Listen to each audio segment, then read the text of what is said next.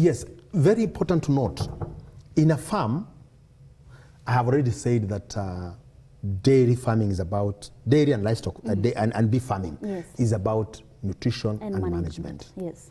If you provide the right nutrition, enhance defense against disease, yes, and you do proper management, maintain good cleanliness, protect your animal from harmful pathogens, be sure of the kind of feed that you are feeding, you will reduce diseases and chances of your animals getting infested.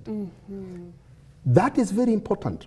Just the way in families, we don't have resident doctors in every family. Even in a dairy farm, we must not necessarily have a resident vet. Yes. As long as we are knowledgeable about what we are doing on our farms. Okay. A vet is very important, but is as important to a cow the way a doctor is important to a human being. If we maintain the right way of living, we will need the doctor less times. Okay. If we don't maintain the if we maintain ourselves in the right way, we will in most cases require a doctor to be with us. So is a dairy farm. Now, doctors, because one, they are few, particularly those who are very knowledgeable, yes, we need to make their work easier and more professional by paying attention to their guidance on how to keep away disease.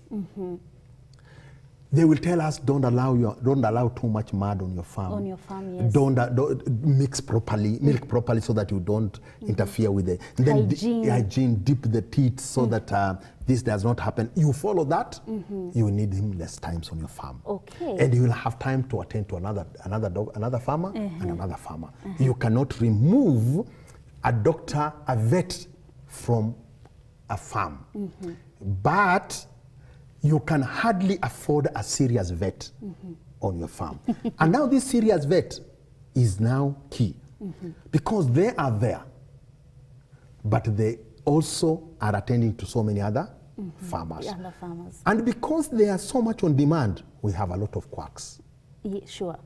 So and you now, have to know. Yes, you really need to attach yourself, seek a veterinary doctor with knowledge and understanding.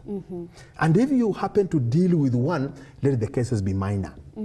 And also, you should be able to know what can be dangerous and what is suitable. Okay, naomba tumalizie hapo. Labda tu neno lako la mwisho in like 15 seconds. Unaweza ambia nini mkulima? Naweza ambia mkulima kusema kweli kwamba ukulima ufugaji kwanza usiwe tu wa maziwa. Hakika hapo ndio tunapotoka. Lenga kutengeneza pesa kutokana na maziwa, kutokana na ndama, kutokana na growth, kutokana na nyama na kutokana na mbolea. Okay.